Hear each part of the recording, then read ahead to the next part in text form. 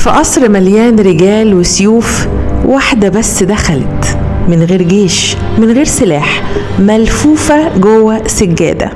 ولما اتفردت قدام يوليوس قيصر ما كانتش مجرد ست، دي كانت خطة كاملة بجسم وصوت ونظرة قلبت عرش مصر وروما مع بعض. في البداية احنا بنتكلم عن وقت ما كانتش مصر الفرعونية القوية القديمة. في الحقبة دي مصر كانت تحت حكم عيلة يونانية اسمها البطالمة، جم بعد فتوحات الاسكندر الأكبر سنة 332 قبل الميلاد، ومن بعده واحد من قادته أسس حكم اسمه البطالمة، وفضلوا حوالي 300 سنة يحكموا مصر، لكن كانوا بيتخانقوا مع بعض أكتر ما بيحكموا. جت في النص واحدة اسمها كليوباترا السبعة، اتولدت سنة 69 قبل الميلاد.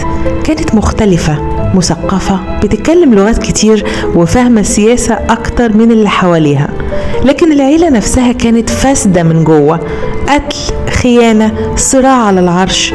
لما أبوها مات سنة 51 قبل الميلاد اتجبرت تحكم مع أخوها بطليموس الثالث عشر، لكن الحكم ما استمرش ليهم مع بعض.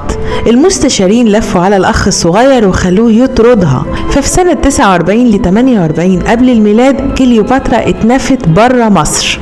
بدل ما تجمع جيش وترجع بالعنف فكرت بطريقة مختلفة، أنا محتاجة أقوى راجل في العالم مش جيش، والراجل ده كان داخل مصر وقت حرب أهلية في روما، يوليوس قيصر. القصر في اسكندرية، قيصر جالس يحكم بين الأطراف، فجأة يدخل خادم شايل سجادة فخمة هدية للقيصر. السجادة تتحط على الأرض في هدوء تام، وفجأة تتفرد ببطء وتظهر كليوباترا. مش دخول ملكة عادي، ده كان تحدي وجرأة وذكاء محسوب جدا وأنوثة. نظرتها قالت له أنا مش جاية أطلب، أنا جاية أفرض نفسي. اللقاء ده قلب الميزان، قيصر دعمها عسكريا ورجعها للحكم في مصر، لكن ده كلف أخوها بطليموس الثالث عشر حياته في الحرب اللي حصلت بعد كده سنة 47 قبل الميلاد. وبقت كليوباترا ملكة مرة تانية، بس مش لوحدها. كليوباترا دخلت علاقة سياسية وشخصية مع قيصر وخلف منها ابن اسمه قيصرون، لكن في سنة 44 قبل الميلاد حصلت الصدمة، تم اغتيال يوليوس قيصر ورجعت كليوباترا لوحدها تاني في عالم بيتغير بسرعة. بعد كده ظهرت قوة جديدة في روما، مارك أنتوني. المرة دي كليوباترا ما كانتش ضعيفة، كانت ملكة فاهمة اللعبة كويس. أنتوني استدعاها، لكن هي اللي حددت شكل اللقاء، سفينة ذهبية على النيل، عطور، موسيقى، حضور شبه أسطوري، مش محاولة إغراء، ده عرض قوة.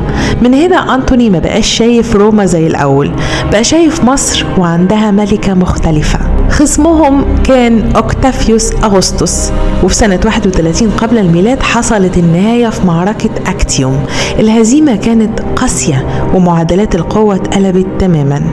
أنتوني انتحر سنة 30 قبل الميلاد، وكليوباترا قررت ما تبقاش أسيرة عرض ورفضت إنها تتنقل كغنيمة لروما، فماتت في نفس السنة، ويقال إنها انتحرت بسم الأفعى، وانتهى معاها حكم البطالمة في مصر. كليوباترا ما كانتش أجمل ست في التاريخ، كانت أذكى واحدة عرفت تستخدم كل حاجة عندها عشان تفضل فوق. لعبت مع أعظم رجال عصرها وخلت ملوك وامبراطوريات يغيروا قراراتهم علشانها، بس في الآخر لما اللعبة كبرت ما بقاش فيه مساحة للذكاء ولا الجمال ولا الأنوثة، وساعتها اللي كان بيحرك التاريخ بقى جزء منه.